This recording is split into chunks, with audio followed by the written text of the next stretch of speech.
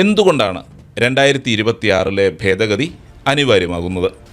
വിദേശ സംഭാവന ഉപയോഗിച്ച് സ്വന്തമാക്കിയ ആസ്തികളുമായി ബന്ധപ്പെട്ട് നിലവിലുള്ള ഒരു നിയമപരമായ വിടവാണ് ഈ ഭേദഗതിയെ അനിവാര്യമാക്കുന്നത്.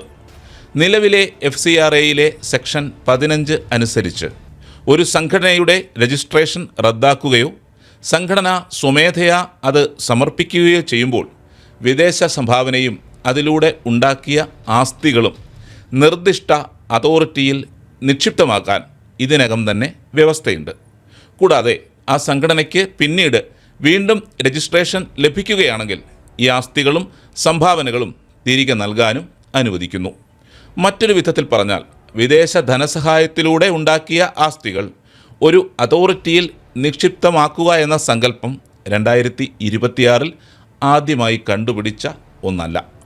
എന്നാൽ അത്തരം സ്വത്തുക്കൾ ആര് സംരക്ഷിക്കും? അവ എങ്ങനെ കൈകാര്യം ചെയ്യും? നീണ്ടു നിൽക്കുന്ന തർക്കങ്ങളിൽ എന്ത് സംഭവിക്കും? പ്രവർത്തനരഹിതമായ സ്ഥാപനങ്ങളെ എങ്ങനെ കൈകാര്യം ചെയ്യും? ഒടുവിൽ ആസ്തികൾ എങ്ങനെ വിനിയോഗിക്കാം? എന്നിവ വിശദീകരിക്കുന്ന സമഗ്രമായ ഒരു സംവിധാനം സെക്ഷൻ 15 നൽകിയിരുന്നില്ല. ഇതാണ് നിലവിലുള്ള നിയമത്തിലെ പ്രധാന പ്രശ്നം.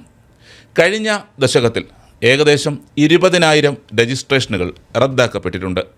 15,000-ഓളം എണ്ണത്തിൻ്റെ പ്രവർത്തനം നിലച്ചിട്ടുണ്ട്. ഇത്തരം സംഘടനകളുടെ ആസ്തി എങ്ങനെയാണ് നിയന്ത്രിക്കപ്പെടുന്നത്? നിയമപരമായ തർക്കങ്ങൾ എങ്ങനെ കൈകാര്യം ചെയ്യും? ഇതിനുള്ള ഉത്തരമാണ് പുതിയ ഭേദഗതി.